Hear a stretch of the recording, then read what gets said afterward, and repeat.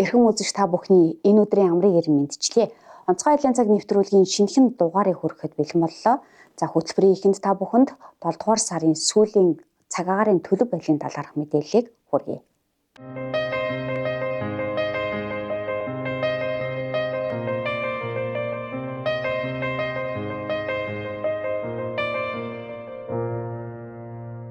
За өнгөрсөн 7 хоногт бол Монгол орны хувьд бол ихэнх нутгаар хурд сорсон. За ялангуяа төв болон зүүн аймагуудын ихэнх нутгаар 96 мм хүртэл хурд сорлоо. За эндээс бол Булган, Хөвсгөл, Төв, Хинтийн өмнөд Сүхбаатарын нутгаар 60-аас 96 мм хурд сорсон байна. За ерөнхийдөө 7 дугаар сарын эхний 20 хоногийн байдлаар Баруун аймагуудын нутгийн ихэнх хэсэг, за нутгийн зүүн хойд хэсэг болох Сэлэнг, Хинти, Дорнод аймгийн нутгийн хойд хэсгээр олон жилийн дунджаас бага, за Төвийн аймагуудын нутаг болох Хөвсгөлийн зүүн, за Булган, Төв аймгийн нутгаар 80-аас 140 мм, за Говийн аймагуудын нутгаар бол 20-аас 70 мм тунс орж олон жилийн дунджаас их тунс орлоо. Агарын температурын хувьд бол эхний 20 хоногийн байдлаар нийт нутгаар олон жилийн дунджаас дулаан байлаа. За цаашдаа эх 10 хоногийн төлөвийг танилцуулъя. 25-да нутгийнхаа зүүн хагаст, 26-да Төвийн аймагуудын нутгийн зүүн аймагуудын ихэнх нутгаар, 27-доо Төв болон зүүн аймагуудын нутгийн хойд хэсгээр, 28, 29-доо нутгийн хойд хэсгээр, 30-даа нутгийн төв хэсгээр, 31-ндээ Төв болон зүүн аймагуудын нутгаар бороо, дуу цахилгаантай Адар бороо орох ийм төлөвтэй байна. За салхи борооны өмнө төр зур ширүүсэн. За агарын температурын хувьд эх хоногудад бол ялангуяа Төв болон зүүн аймагуудын нутгаар бороотой байх учраас за өнөө маргааш энэ температуртаа ерөнхийдөө ойролцоо нэг өөрчлөлтгүй юм байх төлөвтэй байна. Одоо сүүлийн 10 хоногт ялангуяа Төв болон зүүн аймагуудын нутгаар арай илүү хурд тунс орох юм нөхцөл байдалтай байна. Өнгөрөгч даваа гарагт улсын онцгой комиссийн дарга Монгол Улсын шадар сайд Амар сайхан онцгой байдлын ерөнхий газрын шуурхай штабт ажиллан Төв орон нутгийн онцгой комиссийн гишүүдтэй цахимаар холбогдсон үүрэг чиглэл өгч ажилласан. Монгол Улсын засгийн газрын 2024 оны 7 дугаар сарын 17-ны өдрийн хуралдаанаар өвлжилтийн бэлтгэл ажлыг бүх шатанд хангаж хөдөө аж ахуйн салбарын 2024-өөс 2025 оны өвлжилт хаваржилтын бэлтгэл хангах наривчлсан төлөвлөгөө боловсруулан батлах, аймаг сумын аюулгүй нөөцөд өвс тийжэл бэлтгэх ажлыг цаг алдалгүй зохион байгуулах, гангийн эрсдлийн үндгийг аймаг сум баг тус бүрээр наривчлан хийх, отор нүүдлийн зохион байгуулалтыг эртнээс төлөвлөж оновчтой зохион байгуулах бэлтгэлийг бүх шатанд ханган ажиллахыг Монгол Улсын ерөнхий сайд Оюун Эрдэнэ үүрэг болгосон. Энэ хүрээнд Монгол Улсын шадар сайд онцгой байдлын ерөнхий газрын шуурхай штабт ажиллаж, аялал зугаалгын удирдал эхэлж, иргэд хөдөө орон нутгийг ихээр зорж байгаа энэ үед болзошгүй аюулаас урьдчилан сэргийлэх арга хэмжээг иргэд олон нийт аж ахуйн нэгж байгууллагуудын оролцоотойгоор тогтмол хэрэгжүүлэх, гол мөрөн нуурын дагуу хөдөлгөөнд эргүүлэн үйл ажиллагааг эрчимжүүлэх, эерэг орчмоор үйл ажиллагаа явуулдаг амрал сувилал аж ахуйн нэгжүүдэд болзошгүй аюулт үзэгдэл ослоос урьдчилан сэргийлэх талаар заавар зөвлөмж өгч ажиллахыг үүрэг болгосон юм. Түүнчлэн үерийн эсэлтэй цэгүүдэд шаардлагатай техник хэрэгсэл, эс гих мэт шуурхай хариу арга хэмжээг авч хэрэгжүүлэхэд шаардлагатай нөөцийг бүрдүүлэх, эрсэлтэй газар суурьшсан айл өрхүүдийг нүүлгэн шилжүүлж, далан суваг шууданд үзлэхийн гарц урсцыг нээж хяналт тавьж ажиллахыг Төв орон нутгийн онцгой комиссийн гишүүдэд чиглэл болголоо. Улсын хэмжээнд 2024 оны 7 дугаар сарын 22-ны өдрийн байдлаар Булган, Дархан, Улт, Дорнод, Сүхбаатар, Сэлэнг, Ховд, Хөвсгөл, Хинти, Арангай, Увс, Төв аймаг зэрэг нийт 11 аймгийн 36 суманд 90 удаагийн ой хэрийн гал төмөр бүртгэгдсэн. Дээрх ой хэрийн төмөрт ойнг 583 га, хэрийн 684 га талбай, нийт 685,521 га талбай, 5 гэр 4 хашаа сарвч, 19 толгой бог мал өртөж урьдчилсан байдлаар байгаль экологид 265.7 сая төгрөг, эд материалын 73.9 сая төгрөг, гал төмөрийг унтраахад 13 сая төгрөг буюу нийт 353 сая төгрөгийн хохирол учирсан байна. Онцгой байдлын байгууллагын албаагчид гал төмөрөөс нийт 15 гэр байшин, 7 хашаа сарвч, 200 толгой малыг хавран хамгаалсан. Ой хэрийн гал төмөр унтраах ажиллагаанд онцгой байдлын байгууллага, хил хамгаалах байгууллага, цагдаагийн байгууллагын албаагчид мөн орон нутгаас 1527 иргэдтэй хамтран нийт 2390 хүн ажилласан байна. Цагуурийн байгууллага, онцгой айлын байгууллага хамтран улсын хэмжээнд хуурилтын зэргийн нөхцөл байдлын мэдээлэл гаргадаг. 7 дугаар сарын 17-ны өдрийн байдлаар улсын хэмжээнд нийт 6 аймаг хуурилтын зэрэг ихтэй байна. Тодорхойлбол Уус, Завхан аймгийн нутгийн хойд хэсэг, Хөвсгөл, Сэлэнг, Булган, Арангай аймагуудын зарим хэсэг хуурайшилт ихтэй, Ой хээрийн галт төмрийн аюулын зэрэг өндөр түвшинд байгаа юм а. Иймд аялал амралт зугаалгын эд үед иргэн бүр Ой хээрт явахдаа сонор сэрэмжтэй байж галт төмрийн аюулаас урьдчилан сэргийлэхийг онцгойлон анхааруулж байна.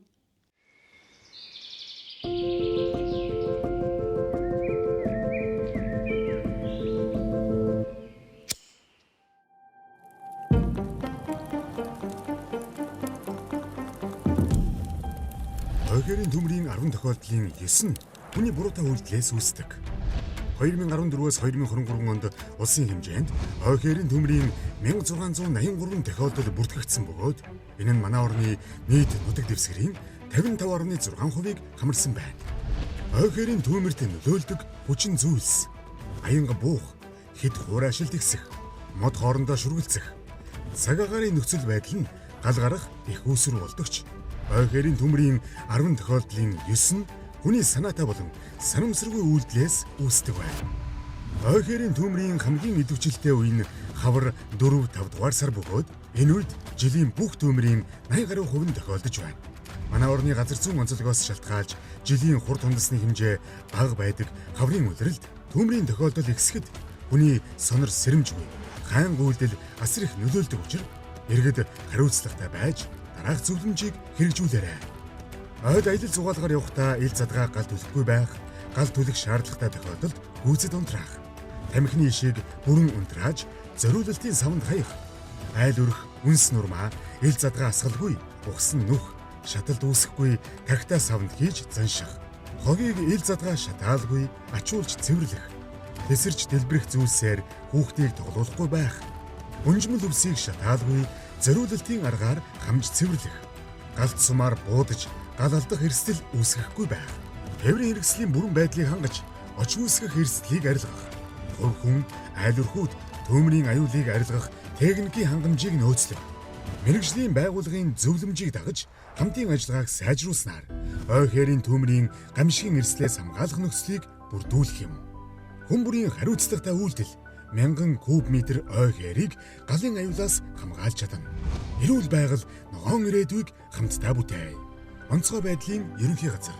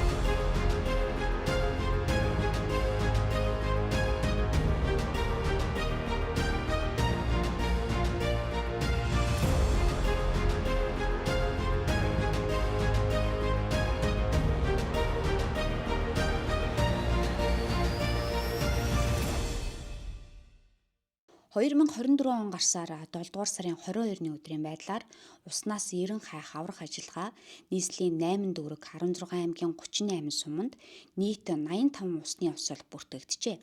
Дээрх тохиолдлын улмаас 71 иргэн, үүнд 58 том хүн, 13 хүүхэд тусалдан нас барсан байна.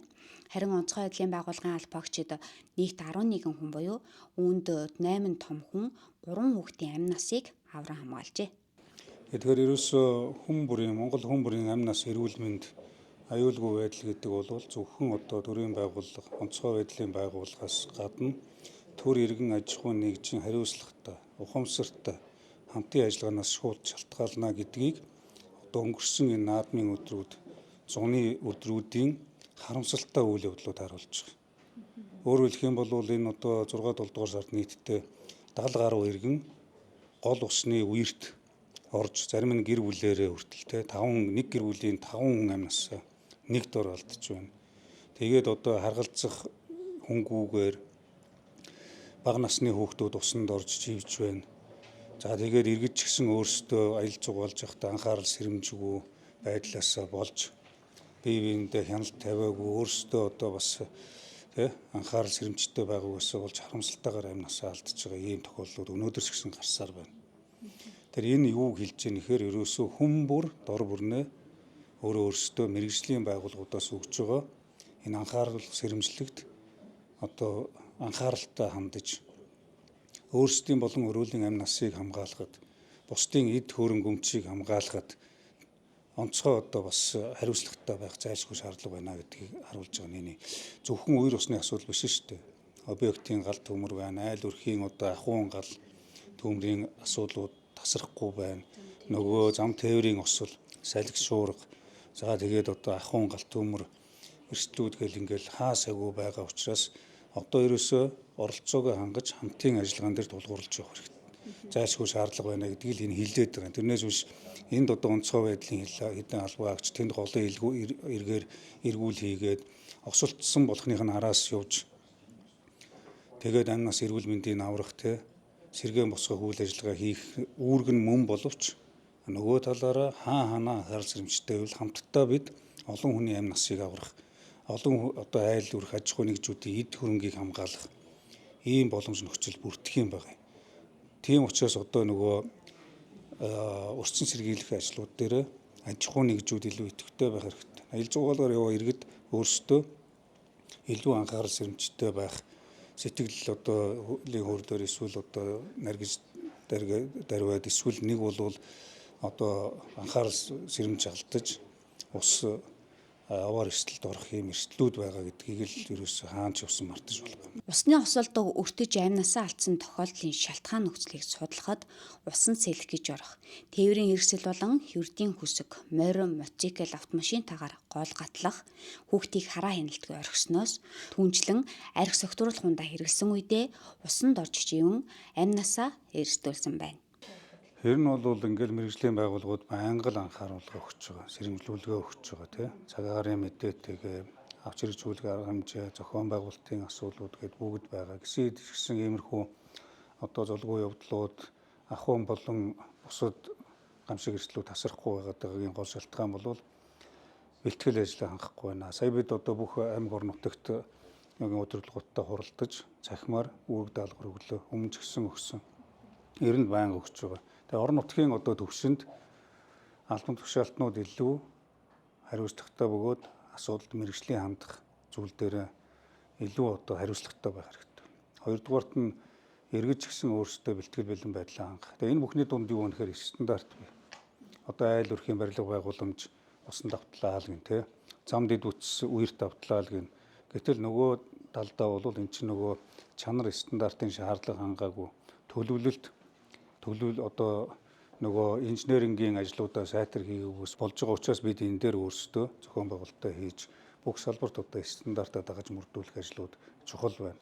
А нөгөө талаасаа бол мэдээж одоо байгалийн гамшигыг бид зогсоож чадахгүй ч гэсэн бэлтгэл ажил хэр сайн байна. Тэр хэдий ч нэ одоо хохирол бахтаа даван туулах боломж нөхцөл бүрдэнэ.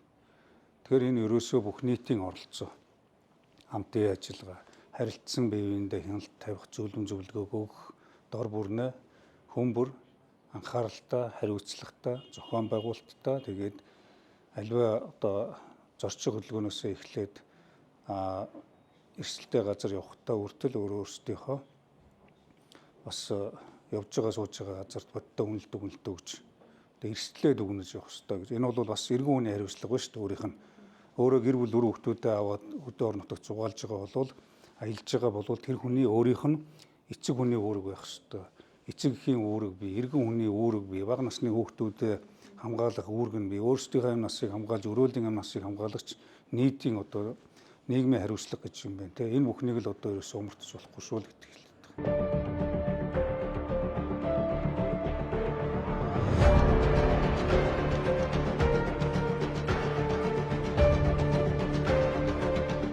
Урьдчилан сэргийлэх мэдээллийг хүлээн авч сонор сэрэмжтэй байхыг анхааруулж байна. гол усны ойролцоо амар зугаалгатай аюулгүй байдлаа хангахыг анхааруулж байна. Ард иргэдээ арх сотруулганд аргис үедээ гол ус руу орохгүй байхыг анхааруулж байна. Бага насны хүүхдийг олон иргэд дагуу хараа хэлтгүүд авахгүй байхыг анхааруулж байна. Жолоостой автомашинтайгаа зорчих үедээ гол ус гарахдаа баталгаатай зам гарцаар гарахыг анхааруулж байна.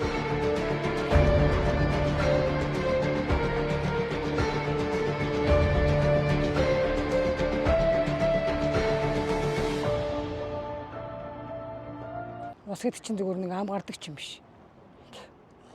Яахын зураг дөрвөн зур оронд нэг авах гэж өчнө хүмүүс араараас ороод сая асуудал зөндөөл уснаас болоод усанд яг урах сонирхолтой хүмүүс байж болно л доо. Тэгвэл ус гэдэг чинь ам гардаг юм биш байхгүй юу? Хамгийн гол нь өөртөө өөртөөхөө амь насыг хамгийн гол нь хамгаалах. Нэгдүгээр, хоёрдугаар гэвэл бас ар гэртээ өчнө өөр хүүхэд ханы жил зөндөө хүмүүс байна. Тэднийг бас бодож явах хэрэгтэй. Тийм учраас усанд нэг хамаагүй ам гарч усанд нэг би чадна гэсэн тийм хэрэггүй л багч би бодож байна л да. Өөртөөхөө өөр хүүхэдтэй хань жил өөртөөхөө одоо төрөстөөхөө хэрэг бүгдөө л сайн сайхан амьдрахын төлөө гэж бодож л байгаа юм бол уснаас сэрэмжилж уснаас айл болохоор л өөртөөгөө хол байлгасаа л гэж би бодож байна.